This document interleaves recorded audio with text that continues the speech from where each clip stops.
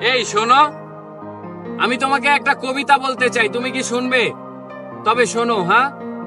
যাকে দেখে আমি হয়ে উঠেছিলাম জোনাকি থেকে জ্যোৎস্না, যার প্রেম পাওয়ার জন্য পৃথিবীর প্রেমে পড়া হলো না, জগৎকুল নাম দিল তার প্রেমিকা। তাকে দেখার পর চাঁদ, ফুল কিংবা প্রজাপতিকেও সুন্দর মনে হয়নি। তাকে ভালোবাসবো বলে অন্য কাউকে ভালোবাসিনি, তবে সে হয়নি আমার অর্ধাঙ্গিনী। আহ, কি ছিল তার মহিমা! জগৎকুল নাম দিয়েছিল তার প্রেমিকা।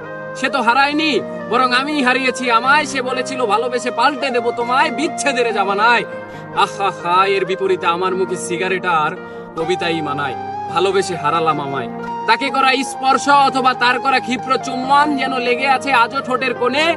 শুধু নেই নেই সেই অনামিকা, যার নাম দিয়েছিল জগৎকুল প্রেমিকা। আমি শুনেছিলাম এ পৃথিবীর মানুষেরা চাইলে সবকিছুই হতে পারে, তাই আমি চাঁদ, সূর্য, মহাবিশ্ব চাইনি হতে, শুধু চেয়েছিলাম এক জনম তোমায় ভালোবেসে যেতে।